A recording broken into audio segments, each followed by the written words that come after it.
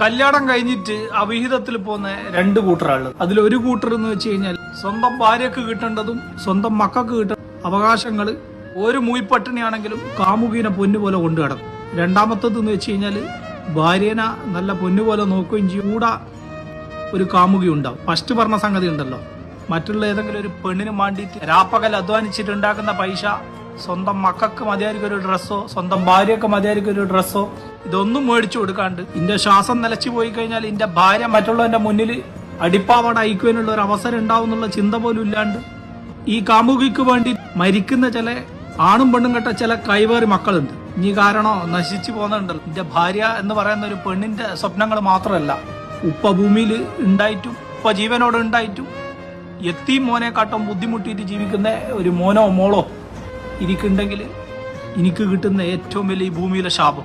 സ്വന്തം മക്കളെ കൂട്ടുകാരെല്ലാം ഉപ്പമാർ കൊണ്ടുവരുന്ന ദുബായ് ചോക്ലേറ്റും ഉപ്പമാർ കൊണ്ടെത്തന്ന പുത്തൻ ഡ്രസ്സും ഇട്ടിട്ട് സ്കൂളുകളിൽ പോയി കഴിഞ്ഞാൽ ഒരു ബെഞ്ചിന്റെ മൂലക്കൽ ഇഞ്ച ചോരയിലുണ്ടായ ഒരു മോനോ മോളോ ഉണ്ടാവും. നാലാളെ മുന്നിൽ തലയും താത്തിയിട്ട് ഉപ്പ ചെയ്യുന്ന നെറികേട് കാരണം ഒന്നുമില്ലായ്മയോട് കൂടിയിട്ട് കുട്ടിക്കാലത്തെ പുഞ്ചിരി നഷ്ടപ്പെട്ട ചില പിള്ളേർ അതിനെല്ലാം ഇനി ഈ ഭൂമിയിൽ നിന്ന് ഉത്തരം പറയാൻ തന്നെ വരും. എന്റെ അല്പനേരത്തെ സുഖം കൊണ്ട് ഈ മാറ്റി നിർത്തിയ എന്റെ ഭാര്യ ആയി കഴിഞ്ഞാലും എന്റെ മോളായാലും മോനായി കഴിഞ്ഞാലും കുട്ടിക്കാലം